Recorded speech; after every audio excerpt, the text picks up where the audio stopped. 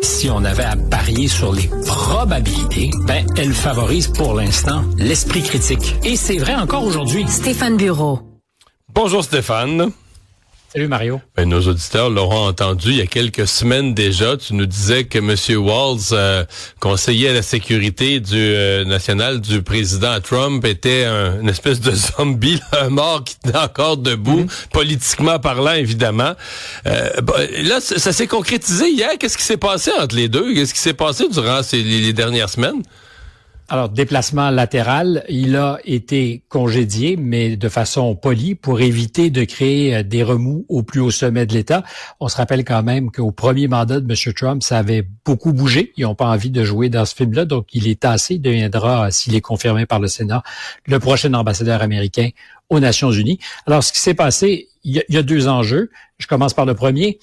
On se souvient, il y a quelques semaines, il y a eu ce qu'on a appelé le Signal Gate ou le Signal Gate, qui est cette messagerie non sécurisée qu'employaient des membres de l'administration Trump pour discuter entre eux de choses extrêmement sensibles, de dossiers même secrets, sinon top secret, particulièrement à un moment donné, d'un plan d'attaque contre les rebelles Houthis et l'heure précise à laquelle les missiles allaient partir, les avions ont décollé, et ça avait engendré beaucoup d'émoi parce que ce genre de conversation, de communication doit être fait sur des serveurs protégés ou des appareils protégés, encryptés. Et tu nous avais expliqué que Walz était ce groupe de discussion qui incluait un journaliste. Les invitations venaient de lui, de son cell à lui. Alors, là où ça bloque, là où ça passe pas, c'est que en plus de ses collègues du cabinet, il invite un journaliste qui est un ennemi irréductible de Donald Trump. Un néoconservateur, frange à laquelle appartient aussi un peu, dans le fond, M. Walz, qui est un républicain traditionnel, qui a toujours été plutôt favorable, par exemple, aux sanctions féroces contre la Russie, plutôt favorable aussi à l'Ukraine et à l'aide américaine à l'Ukraine. Goldberg, c'est un journaliste, il travaille pour aujourd'hui The Atlantic, qui est un magazine assez influent, distribution confidentielle, dirons-nous, mais influent. Et Goldberg, depuis que Trump est arrivé dans le paysage politique, il l'a dénoncé, il n'a pas eu de cesse de le faire continuellement, en particulier parce que c'était pas et c'est toujours pas quelqu'un qui vote en guerre. Or, Goldberg, depuis 25 ans, il n'y a pas une guerre que les Américains ont livrée qu'il n'a pas appuyée. Et la question que ça pose, quand tu dis pourquoi, c'est la confiance qui existe entre le président et son principal conseiller à la sécurité, puisque Goldberg n'a pas pu se retrouver là par hasard. Nécessairement, c'est parce que son conseiller à la sécurité, M. Walz, c'est pas un acte manqué. Il s'est pas trompé. T'sais, s'il a mis les coordonnées de Goldberg dans la loupe, dans la chaîne de messages, c'est qu'il voulait lui faire entendre et voir certaines choses. Alors, évidemment, je peux pas le dire avec certitude, mais ça semble très improbable que ça soit comme une mauvaise manipulation. Et donc, ça semble très probable que M. Trump a pas aimé ça, mais pas du tout. Là, qu'un de ses détracteurs se retrouve comme complice de son conseiller à la sécurité nationale. On imagine M. Trump faire de la boucane dans son bureau, là. Et j'en aurais fait aussi, parce que c'est ton principal conseiller qui est au fait de tous les principaux secrets liés à la défense nationale, qui est en communication, tu sais, comme des administrations, on pourrait dire ça à Québec, à Ottawa, cherchent les fuiteurs, ceux qui parlent avec les journalistes. Là, ça serait ton conseiller à la sécurité nationale qui a ouvert un canal en direct, live, de communication avec un journaliste qui te fait la guerre depuis toujours et qui, en plus, lui permet d'accéder à de l'information hyper sensible. Alors voilà pour le prétexte. Moi, je pense, et c'est sur la foi de cette information que j'ai dit, c'est un dead man walking, c'est quelqu'un dont le temps est compté parce que le président peut plus lui faire confiance. Et derrière ça, ce que ça dit, c'est qu'il y a au sein de l'équipe de Donald Trump des gens de deux écoles. Les néoconservateurs, qui sont plutôt vote en guerre, qui, dans le dossier ukrainien, depuis le début, disent on peut pas les abandonner, on doit être aux côtés d'Ukraine, il faut livrer des armes. Marco Rubio, le secrétaire d'État, faisait plutôt partie de cette gang-là. Il a changé son discours. Mike Waltz était l'incarnation. Et celui qui est délégué pour négocier avec la Russie officiellement et l'Ukraine, le général Kellogg, fait aussi partie de cette cohorte de néoconservateurs. Alors que les plus Trump, les plus MAGA, c'est pas ça l'école de pensée, là. Exactement. Alors, s'il y a un problème de confiance, au-delà de ça, c'est aussi deux visions du monde. Celle que Trump popularise et a vendue pendant l'élection. On veut pas se mêler des guerres des autres, on veut pas livrer la guerre. Puis tu as des républicains traditionnels qui, eux, sont sur la ligne de parti. Et Walz vient de se faire dire, ben justement, c'est pas cette ligne de parti qu'on va nous vouloir honorer. Et à terme, ce qui circule, c'est que Witkoff, qui est l'envoyé spécial du président au départ pour le Proche-Orient, mais qui est devenu l'envoyé spécial pour les négociations avec la Russie et l'Ukraine, qui est aujourd'hui l'envoyé spécial responsable des négociations avec l'Iran. Ce monsieur Witkoff, qui a zéro expérience diplomatique, c'est un promoteur immobilier, certes ami du président, mais ça pourrait être lui qui deviendrait le conseiller à la sécurité nationale. Et c'est un rôle très important. Là, je comprends que dans l'intervalle, c'est Marco Rubio qui prend l'espèce d'intérim. Le poste peut pas rester vacant. Lui, on a quand même le sentiment qu'il prend du galon, Rubio. Il prend beaucoup de galons, il pèse lourd, d'autant qu'il est aussi le patron de cette agence qui avait beaucoup de moyens il n'y a pas si longtemps, USAID, qu'il est chargé de démanteler, mais en attendant, c'est lui le patron.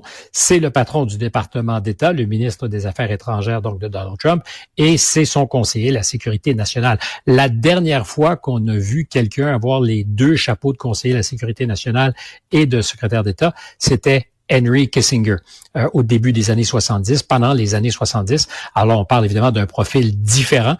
Je veux pas d'aucune manière être condescendant à l'endroit de Marco Rubio, mais c'est pas exactement la même stature.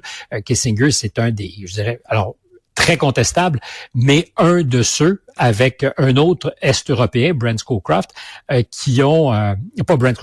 Zbigniew Brzezinski, qui ont le plus contribué à bâtir la politique étrangère des États-Unis dans la deuxième moitié du 20e siècle. Et M. Kissinger avait d'abord été le conseiller à la sécurité nationale de Richard Nixon. Il emmenait tellement large que c'est lui qui prenait les décisions, plus que le secrétaire d'État ne le faisait, M. Rogers. Et finalement, on a consacré son pouvoir en le nommant secrétaire d'État, mais il est resté conseiller à la sécurité nationale. C'est beaucoup de responsabilités. Parce que quand tu es conseiller à la sécurité nationale, tu es dans l'intimité du président. Tu n'es pas délégué à une agence. Tu es à la Maison-Blanche, tu es généralement à quelques mètres du bureau du président et le pouvoir, t'en sais quelque chose pour avoir vécu ça, c'est aussi la proximité d'avoir l'oreille du patron. Et le conseiller à la sécurité nationale, c'est l'arbitre qui écoute le patron de la CIA, de la Défense, du département d'État et qui arrive à faire une synthèse, normalement, pour que le président prenne une décision. En ce moment, ça va être Rubio. Je pense pas que ça va durer longtemps.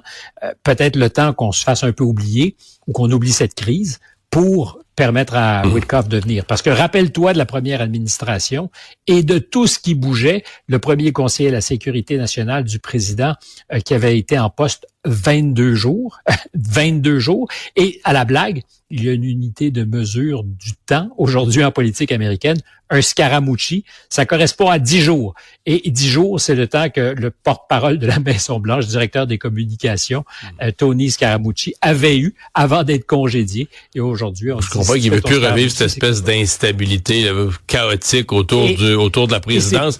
C'est des élections en fin de semaine en Roumanie. Il y a un œil de toute la planète particulier là-dessus parce que c'est des élections qui ont été reportées. Tu peux me corriger, mais dans mes mots, j'étais resté sous l'impression que c'était une élection qui avait été reportée pas à cause de problèmes techniques majeurs, mais plus parce qu'on pensait que le public était sur le bord de se tromper. Bien dit, parce que les Roumains ont fait le mauvais choix. En tout cas, le plus haut tribunal constitutionnel du pays a dit finalement, oui, il y a peut-être eu de la manipulation. Il y en a certainement eu. On a constaté qu'il s'était passé des choses, et particulièrement TikTok qui s'était pris d'amour pour celui qui a gagné au premier tour, Călin Georgescu. Et on disait donc danger démocratique. Puis la réponse des autorités, c'est on va suspendre les élections.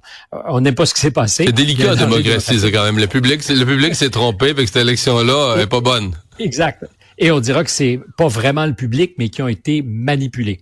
Alors, prise 2, parce que d'abord, dans un premier temps, on a annulé le deuxième tour de ces élections présidentielles, c'était avant Noël. Puis après ça, il y a quelques semaines, celui qui est arrivé en tête au premier tour avec 23% d'appui. Tu sais, quand tu as une dizaine de candidats puis que tu as 23%, c'est une très bonne performance.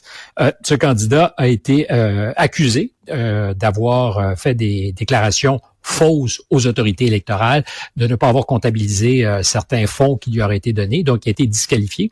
Et aujourd'hui, à 48 heures des élections, c'est un candidat encore plus conservateur que M. Georgescu, parce que c'est ça le problème pour l'Union européenne, c'est que ceux qui sont à la mode en ce moment en Roumanie sont souverainistes. Ils sont pas du tout pro-européens. Ils sont favorables à ce que la guerre soit stoppée au plus rapidement dans leur cours arrière en Ukraine. C'est pas du tout le discours de l'Europe. Ça ressemble un peu à Viktor Orban en Hongrie. On ne l'aime pas. C'est la bête noire de l'Union européenne. Et là, on dit, on va donner une deuxième chance aux électeurs, mais il faudrait pas qu'ils se trompent. Et le candidat qui pour l'instant est en tête avec 30% d'appui au premier tour. C'est quelqu'un qui est encore plus fâcheux peut-être que ne l'était Călin Georgescu lors de la première raid. Alors la question c'est, s'il gagne le premier tour à 30%, pourra-t-il au deuxième tour? Parce que l'idée c'est que si tu as 50 plus 1, il n'y a pas de deuxième tour, ça n'arrivera pas. Mais au deuxième tour, quand il restera 2 candidats, est-ce que ce Simion, qui est en tête en ce moment, pourra l'emporter? Si c'était le cas, je peux t'assurer que l'Europe va avoir mal aux dents. Et il serait pas surprenant qu'on nous apprenne qu'il y a eu de la manipulation, de la fraude, sinon de l'ingérence, qui viendra nécessairement des Russes, qui pourrait expliquer qu'on prenne la décision du public roumain avec beaucoup de circonspection, des pincettes. Stéphane, merci. Bonne fin de semaine. Au revoir.